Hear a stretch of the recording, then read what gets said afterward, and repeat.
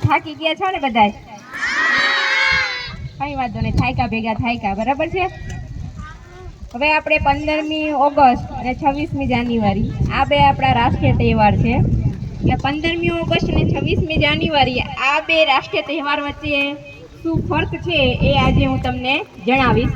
તો સૌથી પહેલા તો આજના 80મા સ્વાતંત્ર્ય દિન નિમિત્તે આપ સૌને ખૂબ ખૂબ શુભકામનાઓ. હવે આપણો દેશ છે 15મી ઓગસ્ટ 1947ના દિવસે આઝાદ થયો.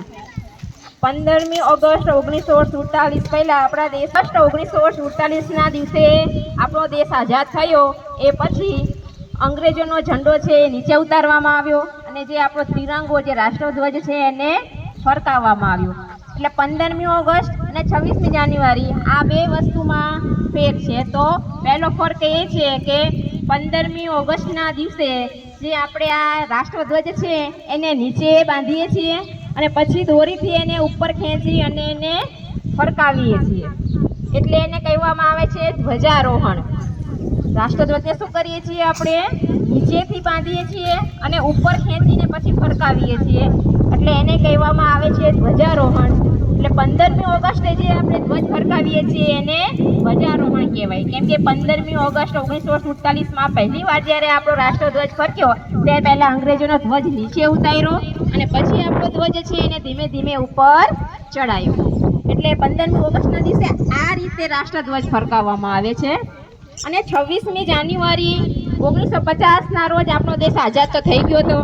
આપણા દેશનું બંધારણ અમલમાં આવી ગયું હતું અને 15મી ઓગસ્ટ 1947માં આપણો જે રાષ્ટ્રધ્વજ છે એ ફરકી ગયો હતો.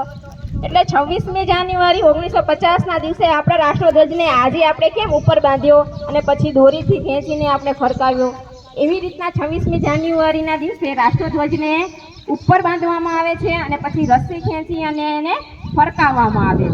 એટલે આ બે ડિફરન્સ છે 15મી ઓગસ્ટ અને 26મી જાન્યુઆરી. 15મી ઓગસ્ટે જે ધ્વજ ફરકાવીએ છીએ એને ધ્વજારોહણ કહેવાય અને 26મી જાન્યુઆરી એ ધ્વજ ફરકાયો કહેવાય. હજુ બીજો એક ડિફરન્સ છે કે 15મી ઓગસ્ટના દિવસે નવી દિલ્હીમાં લાલ કિલ્લા ઉપર જે આપણા વડાપ્રધાન છે એ રાષ્ટ્રધ્વજ ફરકાવે છે અને 26મી જાન્યુઆરીના રોજ કર્તવ્ય પથ ઉપર જે આપણા રાષ્ટ્રપતિ છે ને એ આપણો ઝંડો છે એ ફરકાવે છે. 15મી ઓગસ્ટના દિવસે જ આપણા વડાપ્રધાન લાલ કિલ્લા ઉપર રાષ્ટ્રધ્વજ ફરકાવે છે અને 26મી જાન્યુઆરીના દિવસે પણ રાષ્ટ્રપતિ છે એ કર્તવ્ય પથ જે દિલ્હીમાં જ આવેલું છે ત્યાં એ ધ્વજવંદન કરે છે અને ઝંડો ફરકાવે છે. અને આ જે આપણો ત્રિરંગો છે કેસરી, સફેદ અને લીલો આ ત્રણ રંગ છે. તો રાષ્ટ્રધ્વજ બનાવનાર જે વ્યક્તિ છે એનું નામ તમને કોઈને ખબર છે? લગભગ તો તમને કોઈને ખબર નહીં હોય. તો એ વ્યક્તિનું નામ છે પિંગલી વેંકૈયા. અને 26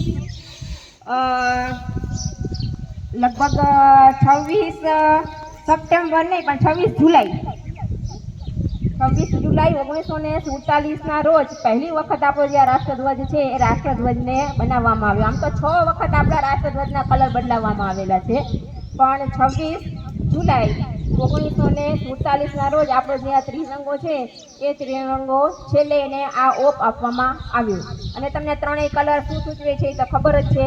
વચ્ચેનું જે અશોક ચક્ર છે એમાં જો સારા છે એ આપણને સૂચવે છે કે આપણે આપણા જીવનમાં સતત પ્રગતિ કરતા રહેવાનું. અને જે અશોક ચક્ર છે એ આપણા બંધારણના ઘડવૈયા ડૉક્ટર બાબા સાહેબ આંબેડકરે આ અશોક ચક્ર છે એ વચ્ચે સ્થિત કરેલું છે. એમને નક્કી કરેલું કે આપણે રાષ્ટ્રધ્વજમાં આ અશોક ચક્રને રાખીશું.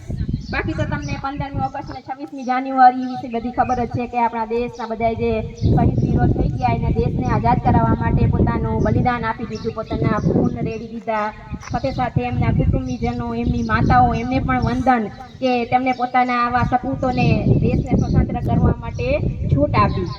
અત્યારે તો આપણે આમ છોકરાઓને હોસ્ટેલમાં મૂકવા હોય તો માતા પિતા કેટલું ઓલું કરે છે, મારા છોકરાનું આમ ધ્યાન રાખજો, આમ ના થાય, ઓલું ના થાય. બાકી તો પહેલાં જ્યારે આપણો દેશ આઝાદ થયો ત્યારે તો જે સ્વાતંત્ર્ય વીરો હતા એમની માતાઓ સામેથી કહેતી કે જાઓ તમ તાર દેશ માટે લડો. અને દેશ માટે લડતા લડતા કદાચ બલિદાન આપી દે, મૃત્યુ પામે, છતાં પણ માને આમ ગૌરવ હોય કે મારો દીકરો છે એ દેશને સ્વતંત્ર કરવા માટે માટે લડતા લડતા શહીદ થયો. તો આ જે બધી સાચી જે માતાઓ છે ને એને પણ આપણે આજે વંદન કરીએ.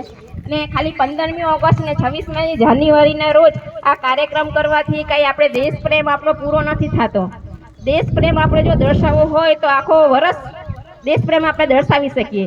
જેમ કે આપણે સ્વચ્છતા જાળવીએ, ખોટું ના બોલીએ, ચોરી ના કરીએ, આવા નાના નાના કામ આપણે કરતા જઈશું ને તો પણ આપણા દેશની એક સેવા જ છે કે દેશની સેવા કરવા માટે આપણે સૈનિક બનવું અને બોર્ડર ઉપર જવું એવું ફરજિયાત નથી.